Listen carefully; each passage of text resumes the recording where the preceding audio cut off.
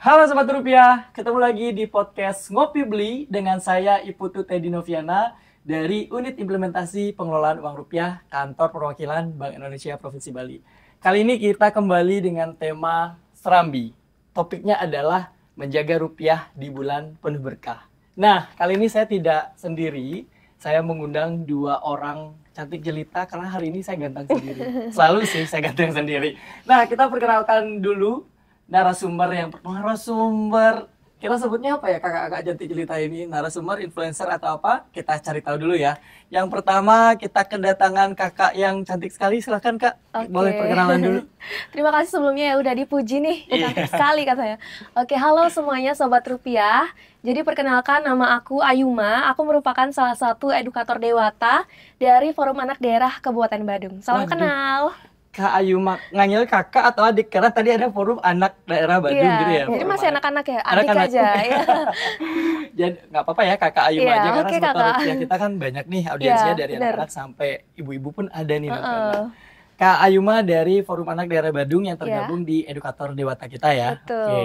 Nah, tentu saja ada yang kedua nih. Ada yang kedua dari kakak cantik sekali kalau sore hari ini. Kita sore sih ini podcastnya. Oke, silakan diperkenalkan dulu kakak. Oke, halo Sobat Rupiah. Perkenalkan, nama saya Sahara Putri. Saya sebagai influencer yang biasanya mengedukasi tentang lingkungan, bukan cuma untuk anak-anak, tapi juga untuk anak dewasa dan mahasiswa juga biasanya. Oke, saya panggilnya Kak Sahara, bukan Kak Putri ya? Bukan. Kak Sahara, jadi kali ini di podcast Ngopi Beli kita kedatangan Kak Ayuma dan Kak Sahara. Di mana kakak-kakak influencer ini yang kita tahu Kak Ayuma ini saat ini beragama Hindu, mohon maaf ya kita bawa agama. Yang Kak Sahara beragama Islam atau betul. Muslim ya kita sebutnya. Nah, di topik Serambi kali ini, di bulan Serambi ini ternyata kita mengalami sesuatu yang nggak pernah ya, jarang kita alami. Satunya teman kita yang Muslim merayakan Idul Fitri. Sedangkan kita yang di agama Hindu merayakan Hari Raya Nyepi. Nah, ini kaitannya dengan rupiah apa sih sebenarnya gitu yang mau kita bahas. Nah, jadi kalau kita di unit implementasi pun ini merupakan hajatan kakak-kakak, hajatan setiap Serambi, hajatan uang baru. Kebutuhan uang baru selalu meningkat pada saat Hari Raya Idul Fitri. Bahkan sekarang dibarengi dengan Hari Raya Nyepi. Nah, gimana nih? Saya ingin tahu dulu dari Kak Sahara ya. Jadi, yang saya tangkap nih Kak, kalau misalnya Hari Raya Idul Fitri, teman-teman tuh selalu menggunakan uang baru untuk kepentingan THR. Nah, apakah setiap THR itu harus uang baru dan ada maknanya tidak ya untuk uang baru tersebut? Oke, terima kasih pertanyaannya Kak. Jadi mungkin yang kita sebut tadi ya, ada momen yang mungkin ini jarang sekali terjadi, utamanya di Bali. Mungkin kalau di daerah lain nggak terlalu ketara ya. Karena di Bali ini juga mayoritasnya teman-temannya Hindu ya. Betul banget. Jadi mungkin ada momen dimana jadinya kayak double kill gitu. Jadi keperluan uang baru tuh bener-bener banyak banget. Karena beberapa kolega juga yang tadinya mau nuker uang itu nggak dapet, katanya ngantri segala macam. Jadi mungkin kebutuhan sangat banyak. Nah, perihal bertanya tentang apakah Lebaran itu harus uang baru atau enggak, karena memang budaya ya yang sudah melekat di Indonesia khususnya, segala bentuk Lebaran itu kan penyucian artinya. Jadi semua tuh pengennya halnya yang baru, bajunya baru, rambutnya baru, sepatunya baru, uangnya pun harus baru gitu. Nah, cuman kalau di era sekarang kayaknya kita udah mulai lebih modern ya. Mungkin nggak terlalu yang menuntut uang baru kalau yang dewasa, karena kita mungkin tadi ngelihatnya nominal ya. Jadi kalau misalkan kalau misalkan uangnya baru tapi 5.000, 10.000-an, kayaknya lebih tertarik untuk uang yang merah atau yang biru tapi uang lama gitu. Ini ada beda kelas ekonomi. Iya, betul ada beda kelas ekonomi. Jadi mungkin kalau dibalikan, kalau saya pribadi ya, butuhnya uang baru atau uang lama, yang penting nominalnya besar sebenarnya itu. Cuman kalau anak-anak biasanya karena dia nggak terlalu paham tentang value uang atau nominalnya, mereka lebih cenderung menyukai uang yang baru. Makanya kenapa biasanya kan kalau di THR itu buat apresiasi bagi anak-anak yang udah selesai 1 bulan berpuasa, biasanya kayak gitu dikasih uang THR. Makanya mereka cenderung lebih menyukai uang baru gitu. Cuman kalau yang udah dewasa kayaknya nggak terlalu penting. Jadi sangkut pautnya adalah Idul Fitri adalah tahun barunya teman-teman yang Betul. Muslim, baju baru gitu kan, Iya. terus sampai uangnya pun harus Harus baru. baru gitu ya. Betul. Oke, jadi saya ingin menanyakan nih, kalau misalnya kita belum ke nominal ya Iya. Kak Sahara, jadi kita nyebutnya THR kalau uangnya nggak baru. Rasanya Kak Sahara sendiri menerima gimana? Kalau sekarang udah dewasa, kayaknya nggak berpengaruh sama sekali sih, ya. Karena Karena lebih iya. kan deh uang baru sama Iya, nominal bener, yang lebih besar bener, gitu. bener. Kalau ada pilihan uang baru tapi nominalnya lebih kecil daripada uang lama, lebih baik uang lama tapi nominalnya besar kayak Oke, gitu. Jadi seiring bergesernya umur, kita lebih materialistik. Iya, tapi lebih materialistis. Jadi materialistis itu Iya, penting ya. betul. Jadi lebih Oke. paham value-nya aja sih. Ah, gitu. iya, oke. Nah, sekarang nih kalau itu dari Kak Sahara yang kebetulan sebentar lagi kan merayakan Idul Fitri. Iya. Sekarang kita beralih ke Kak Ayuma yang sebentar lagi merayakan Hari Raya Nyepi. Nyepi, betul Oke. sekali. Kalau di Hari Raya Nyepi nih teman-teman Hindu, apakah ada nih istilah THR harus uang baru? Oke, kalau misalnya dari Ayuma sendiri sebenarnya dulu sih waktu kecil Kak, kan kebetulan Ayuma juga dari forum anak, jadi banyak bergaul sama anak-anak. Mungkin anak-anak tuh seperti yang sudah dibilang sama Kak Sahara tadi, kayak anak-anak memang lebih mementingkan berapa lembar uang yang mereka dapatkan. Jadi misalnya 3 lembar, 2 lembar tanpa mereka tahu berapa nominalnya itu gitu. Oke. Misalnya 1.000 3 lembar, mereka lebih memilih 1.000 3 lembar dibanding 1 lembar 50.000 gitu. Oh gitu. Iya, Jadi kalau anak-anak belum tuh sering mengenal kayak gitu. nominal ya Iya. sebenarnya. Kalau Iya. dari Kak Sahara sendiri kondisi uang barunya. Kalau ini jumlah Jumlah lembarnya lebih banyak. lembarannya, jumlah lembarannya lebih banyak gitu kalau biasanya anak-anak ya. Tapi kalau sejauh ini Ayuma kan juga udah paham lah terkait dengan nominal uang. Jadi lebih mementingkan nominal juga sih Kak. Dan nggak apa-apa kalau uang lama tapi nominalnya lebih tinggi dari uang baru, ya kenapa enggak gitu kan. Oke, jadi kita bertiga ini sepakat Iya, ya. kita Berarti sepakat. THR sudah boleh, bukan harus uang baru lagi gitu Iya. kan, boleh, tapi ya asalkan masih bisa dikenali ya ciri-ciri betul. keaslian rupiahnya. Nah, sekarang saya mau menanyakan ke Kak Sahara lagi, boleh? Ya, boleh. Itu kan terkenal dengan uang baru nih Kak. Nah, kita sekarang bergerak ke digitalisasi. Iya. Nah, pasti THR itu nggak mungkin hilang lah. Saya aja sebagai pegawai Iya. pasti kalau menerima THR tunjangan hari raya bentar lagi nih, Iya. gitu, pasti akan bahagia banget. Nah, kalau misalnya uang tunainya tidak ada nih Kak, pergerusan ke digitalisasi, akankah nilai THR itu berkurang dengan adanya transfer misalnya? Atau sekarang kan gampang nih dengan menggunakan QR. Iya.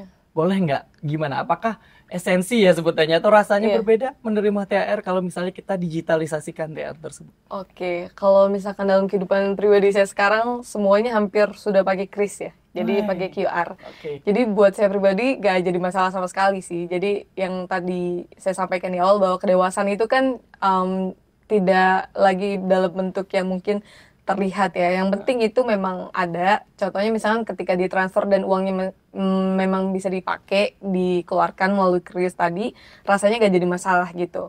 Kalau misalkan esensinya hilang, rasanya juga enggak. Karena banyak banget, kayak dari tahun-tahun sebelumnya juga banyak yang misalkan di status WhatsApp, dia kayak sebarin krisnya dia untuk kalau misalkan ada yang mau transfer THR boleh lewat sini kan, iya dia langsung pasang QR-nya, Langsung pasang di story aja. iya benar. Nah itu udah banyak banget terjadi. Cuman kalau misalkan balik lagi kalau ke anak-anak ya mungkin dia nggak terlalu paham teknologi, kemudian juga mungkin dari segi pengetahuan juga minim tentang kris ini seperti apa penggunaannya dan sebagainya, itu rasanya mengurangi esensi. Jadi mungkin kalau misalkan anak-anak masih membutuhkan dalam bentuk fisik gitu. Jadi mungkin itu sih Kak. Iya, jadi mungkin anak SD sampai SMP belum pegang HP sendiri kali ya, Betul. dan belum punya rekening sendiri, Iya. jadi mau transfer kemana gitu Bingung. kan. Tapi kalau kita sendiri yang sudah paham, mungkin penggunaan QR lebih memudahkan Iya. saat ini kan. Betul. Oke, kalau Kak Ayuma nih sendiri kan, Kak Ayuma nih anak-anak soalnya, dia lebih ke anak-anak nih. Nah, Iya, betul. gimana kalau Kak Ayuma sendiri melihatnya?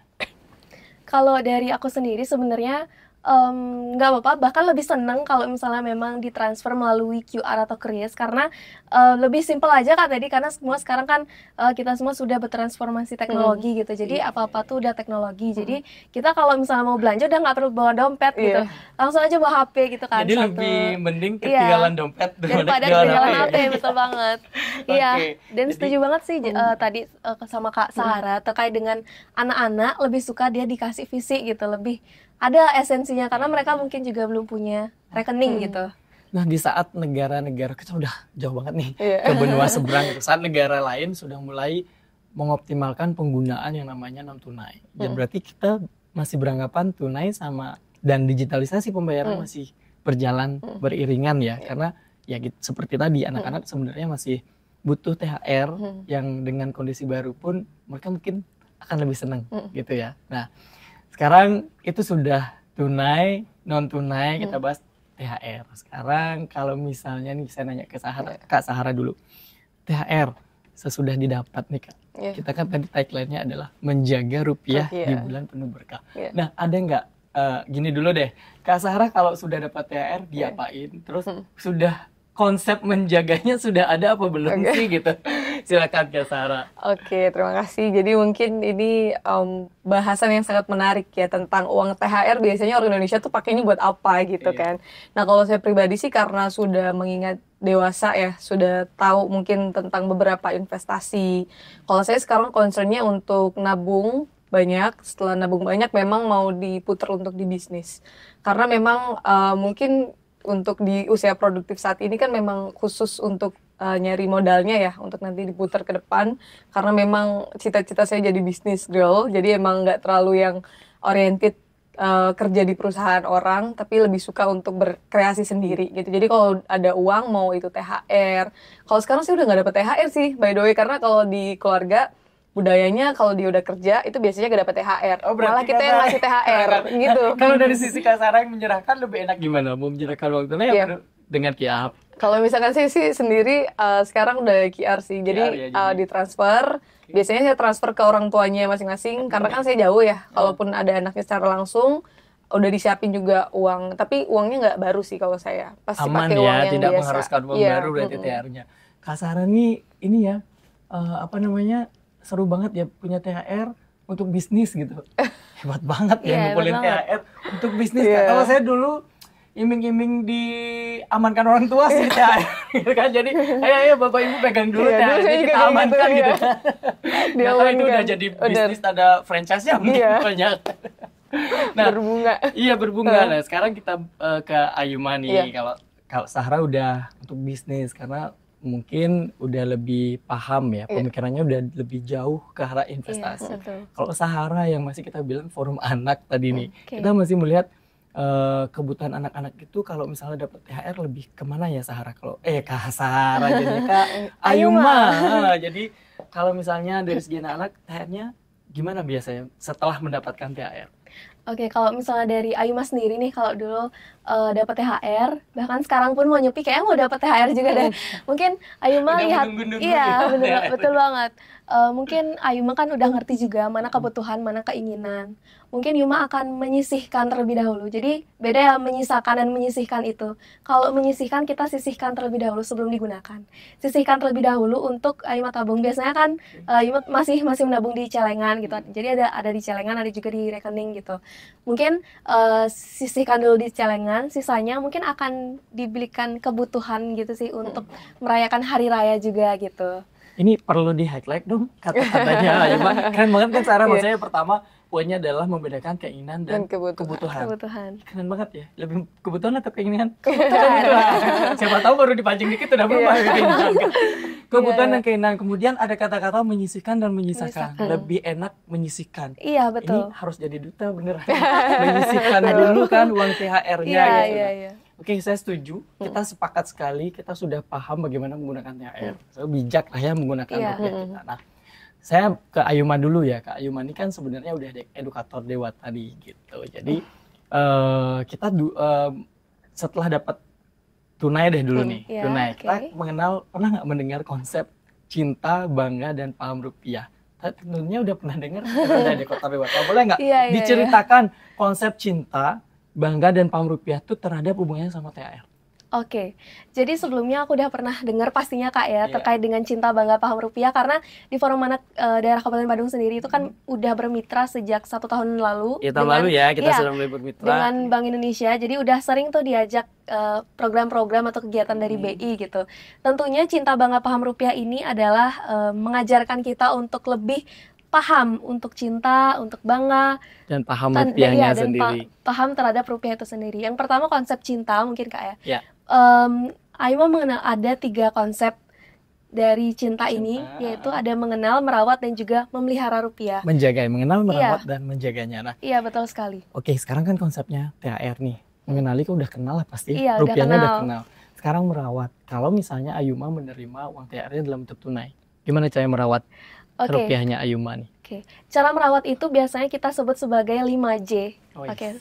Siapa 5J. yang Nah, ada gerakannya. Oke, Apa gimana sih itu terakhir? 5J? Jadi 5J itu yang pertama adalah, nah teman-teman di rumah mungkin bisa ikutin gerakannya biar lebih bisa hafal juga. Yang pertama adalah jangan dilipat, jangan Oke, dilipat kayak gini. Jangan Jangan dilipat, ya. Kak Sarah ikut ya?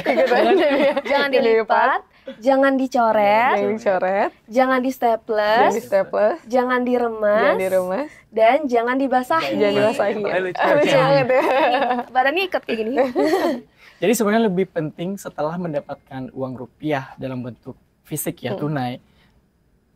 Berikutnya kita harus menjaga. Iya, Jangan menjaga. sampai kita penting ngejar banget uang baru kan. Setelah kita dapat malah diremas gitu kan, Iya, langsung dibuat betul. belanja. Udah cara merawatnya salah, kemudian belum paham, belum Iya, bijak betul. menggunakannya, belinya macam-macam kan, beli permen ya akhirnya sakit gitu kan. Iya, Nah itu mengenal rupiah kalau mendapatkannya dari segi tunai. tunai. Kalau dari segi pahamnya gimana nih? Oke. Kak Ayuma, kalau bangga kan udah sebagai simbol kedaulatan bangsa ya, udah benar. pasti THR kita dibayar dengan rupiah. Rupiah. Karena udah alat transaksi yang sah adalah rupiah, pasti sudah bangga di bagian itu. Iya. Kemudian di bagian paham, Mm-mm. kan karena belum banyak yang tahu saat mendapat THR, ya udah ke warung sebelah aja kan beli permen, beli segala macam. Iya, iya, iya. Mungkin Kak Ayuma nih ada resep kayak tadi menyisihkan dan menyisakan lebih di explore lagi gimana sih Oke. adik-adik ini harus Oke. memperlakukan rupiahnya. Kalau untuk konsep paham, seperti namanya paham, berarti kita paham bagaimana caranya menggunakan uang, menggunakan rupiah dengan bijak gitu. Jadi yang pertama, bagaimana caranya kita berhemat, Kak. Berhemat dalam artian hari raya, ini banyak sekali godaan, banyak sekali promo-promo. Apalagi harusnya nyepi kita Iya, puasa gitu kan. iya, Oh bener malah banget. swalayan sebelah rame. Jadi banyak sekali promo-promo hari raya tentunya yang Iya. datang. Jadi sekarang kita di challenge nih, gimana sih caranya kita untuk tidak tergoda dari promo-promo tersebut. Bahkan ada promo yang besar-besaran banget gitu kan, Kak. Yang pertama itu berhemat dan membatasi keinginan sih, lebih ke kebutuhan aja. Yang kedua, bagaimana caranya kita bijak juga terhadap dengan, iya balik lagi ke kebutuhan yang kita butuhkan itu apa aja. Jadi mungkin kita bisa list apa aja kebutuhan yang kita Oke, butuhkan. kebutuhan dulu Ya, ya. jadi jangan tergantung keinginan kita gitu. Oke, keren banget sih. Memang cocok ya forum anak. Forum anak daerah Iya, Kabupaten Bandung. Bandung. Cocok banget. Oke, sekarang kita ke Kak Sarah nih. Kalau Ayuma mungkin udah sering banget dia mendengar cinta bangga paham rupiah. Bahkan Ayuma ini seorang edukator nanti Iya. untuk mengedukasi anak-anak, boleh ibu-ibu juga Iya, boleh betul. diedukasi ya tentang cinta bangga paham rupiah. Nah, Kak Sarah sendiri pernah nggak sebelumnya mendengar konsep cinta bangga dan paham rupiah ini?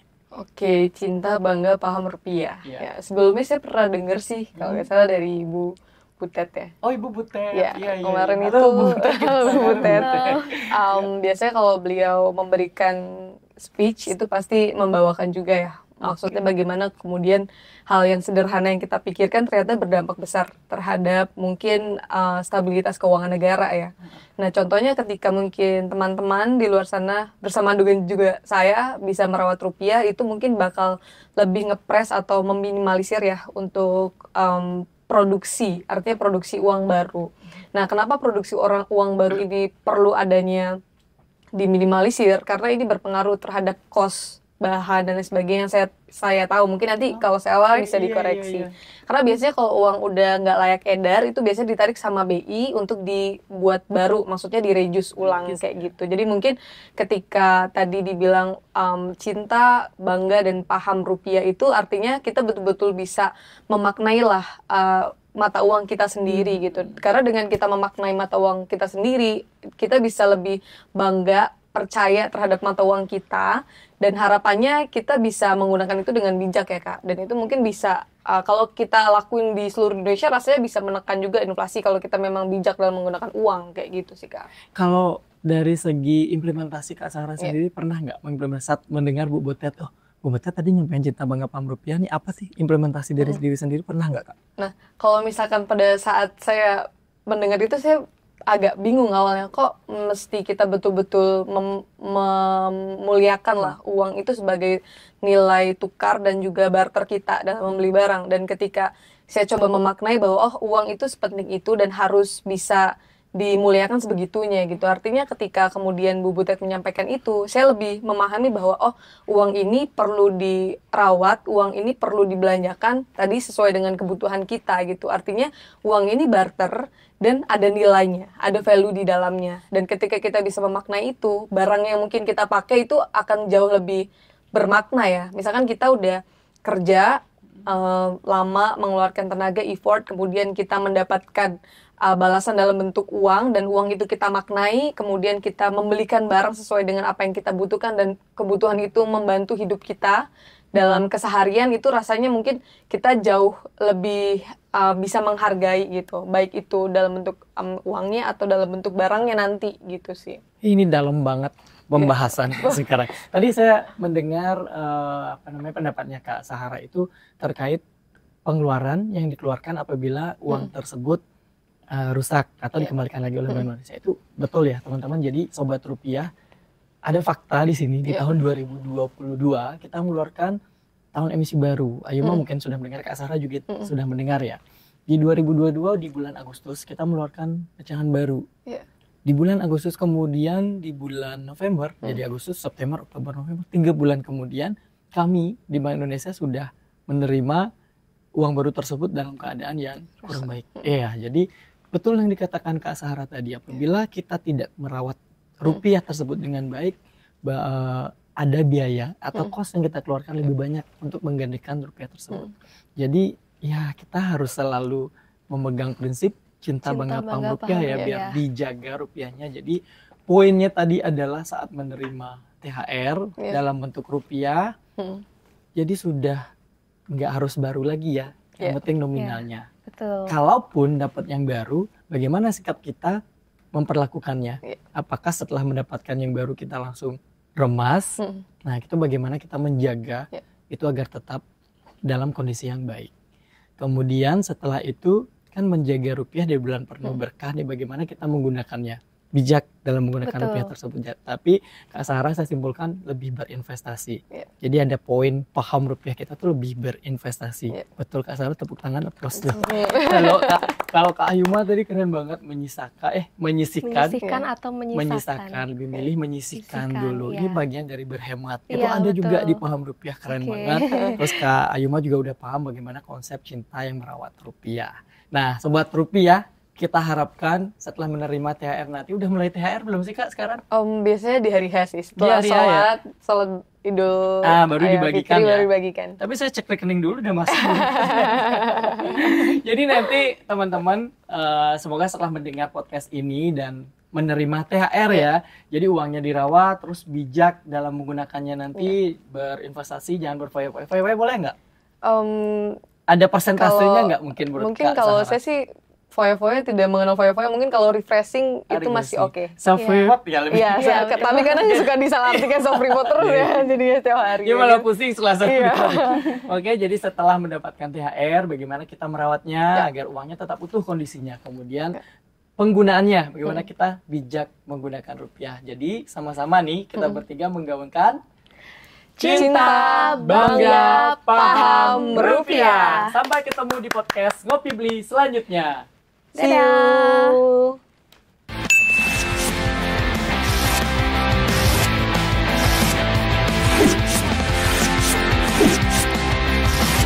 Dadah.